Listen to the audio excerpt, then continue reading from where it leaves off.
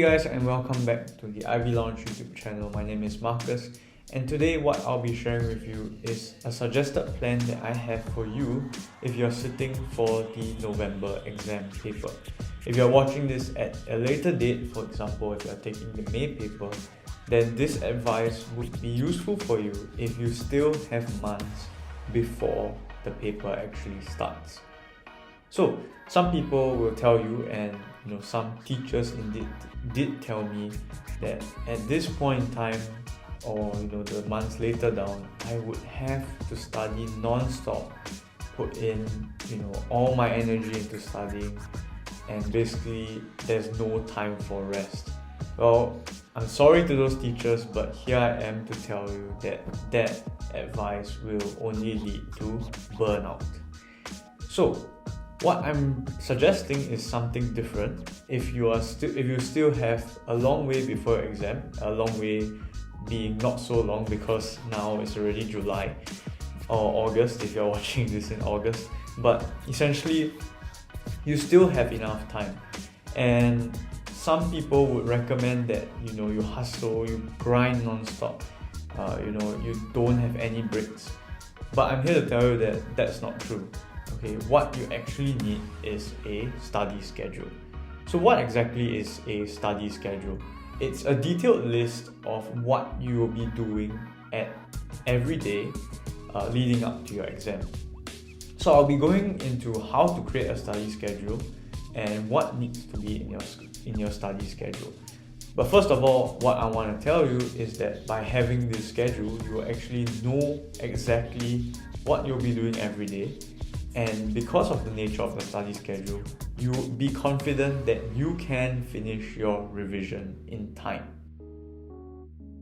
To make the study schedule, it's pretty simple. All you have to do is to really work backwards. So look at your exam date and look at how much time you have left. Now, your study schedule would definitely vary according to two things.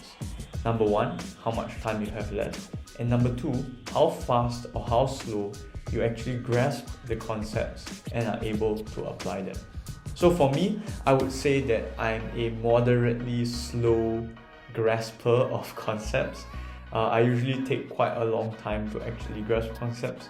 And fortunately for me, I managed to put in a consistent effort, except for certain subjects which I mentioned in the previous video.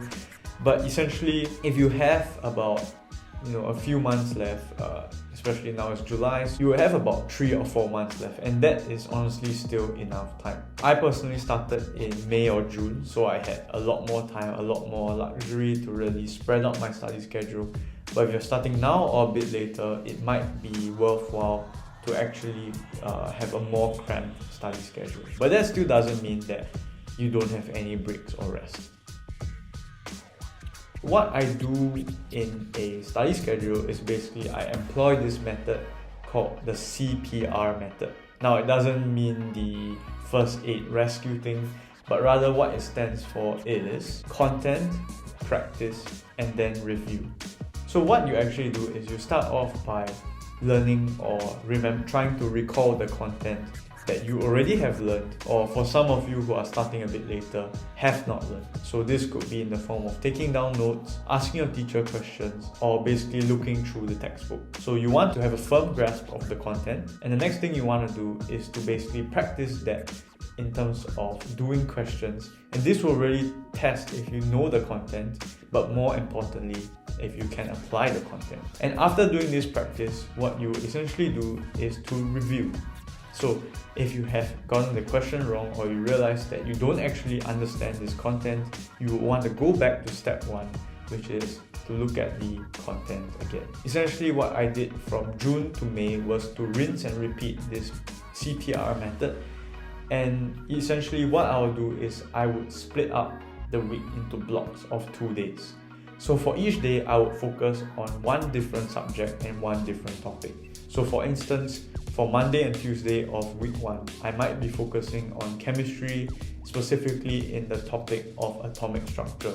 I would read up the textbook content of atomic structure, try out questions on the atomic structure, and finally review what I had done. So for me, I usually take 2 days to do this, and essentially I managed to cover most of, if not all of the content before my exam. After which, what you want to do is make sure that you have enough time to cover every single topic for every single subject. And this is where some of your study schedules might actually be varying from each other. This also depends on the amount of time you have. So for instance, if you only have maybe 2 months, I really hope that you didn't study 2 months before, but if you only have 2 months, you might have to actually cram more things within the blocks, or maybe have less days for each block so that you can actually cover all the content, practice them and review them in time. What I did after this PCR method of basically all the way from June to about September, what I did after that was to take September and October to basically grind doing practice papers. So I would basically look for the past IB exam papers dating all the way back to the early 2000s. I would do the papers, and essentially for this I would use a variation of the CPR method, PRC method. Yes, PRC method. Essentially what this stands for is practice, review and content. The reason why this is the method that I choose to use is because by then I should have the content ready. So what I would do is essentially do the practice first, test out what I know and don't know in the review section, and essentially if there are still gaps in my understanding, I would then look at the content again. So I did this for basically about 2 months, and this gave me enough time to actually finish most of the revision that I needed. How many practice papers did I do per day?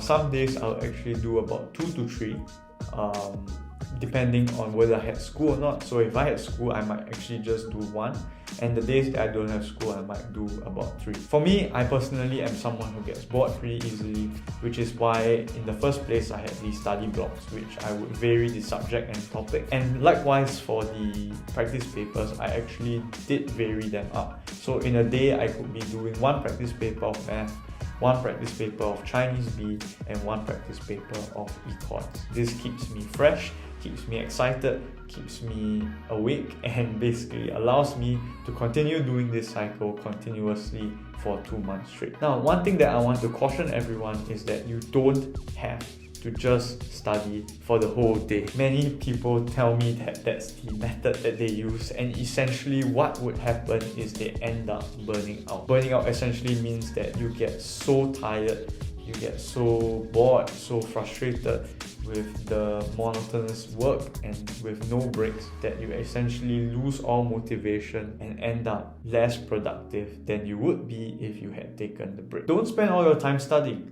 Go outside, get some fresh air, go for a walk, go for exercise, meet up friends. You don't have to spend 24 hours of your day studying. Get enough sleep even. But some of you may be asking me, what if I really have no time? Well, hopefully for those of you who have watched this video early enough, you would have enough time. But for those of you who didn't, there's actually no way, but you actually might have to, cramp your work into a shorter period of time. But that still doesn't mean that you can't have any breaks. Even taking a 5-minute to 15-minute break in between study sessions for, let's say, 1 or 2 hours would actually help you to regain your focus and increase your productivity such that you can sustain for a longer period of time.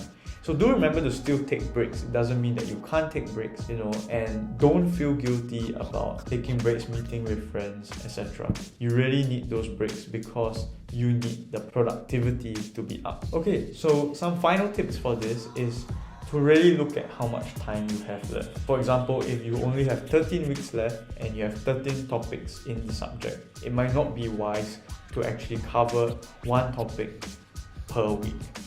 What you would want to do is to try to cover more topics per week such that you have enough time at the end to actually do the practice papers. Now, another tip that I have is that if you are really in a bad position, let's say you started studying too late, my tip for you is to not panic.